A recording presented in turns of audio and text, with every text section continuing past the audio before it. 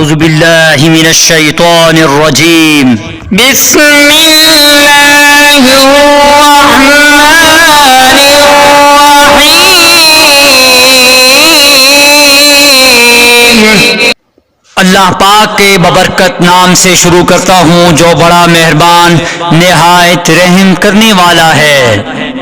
ایک مرتبہ خلیفہ ہارون الرشید نے حضرت بہلول دانا سے پوچھا کہ اسلام میں جو یہ قطع ید یعنی چور کا ہاتھ کاٹنے کی سزا ہے، اس کے بارے میں آپ کا کیا خیال ہے؟ فرمایا اگر چور نے چوری مستی میں کی ہو تو اس کا ہاتھ کاٹنا چاہیے، اور اگر نیستی میں کی ہو تو حاکم وقت کا سر کاٹنا چاہیے۔ اس جواب میں بڑا خوبصورت قرینہ یہ ہے کہ ایسا حاکم جس کے دور میں غریب رعایا چوری پر مجبور ہوتے ہوں، ان کے مسائل اور غربت کی جڑ حاکم وقت ہی ہوتا ہے۔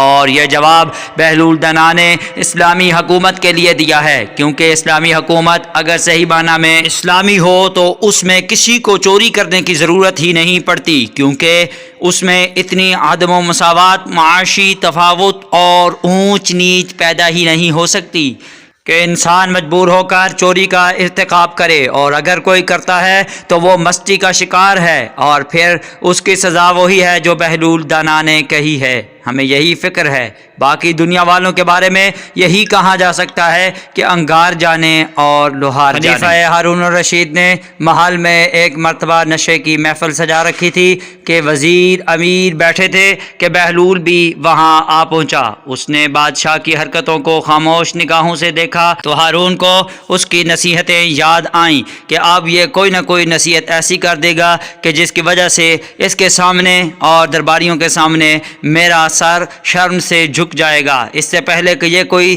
بات کرے میں بات میں پہل کر دیتا ہوں۔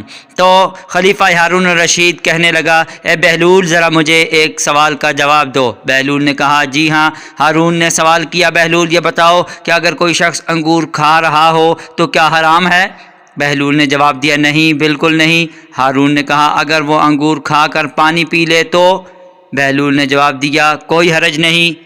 ہارون نے کہا اب یہی شخص انگور کھانے اور پانی پینے کے بعد دھوپ میں بیٹھ جائے تو پھر؟ بہلول نے جواب دیا کوئی مذائقہ نہیں، جتنی دیر چاہے دھوپ میں بیٹھا رہے۔ تو پھر بہلول تم خود ہی بتاؤ کہ یہی انگور اور پانی کچھ عرصہ دھوپ میں رکھ دیے جائیں تو حرام کیوں ہو جاتے ہیں؟ خلیفہ ہارون الرشید نے یہ فلسفہ بڑے فخر سے بیان کیا کہ اب تو بہلول کے پاس اس کا جواب نہیں ہوگا۔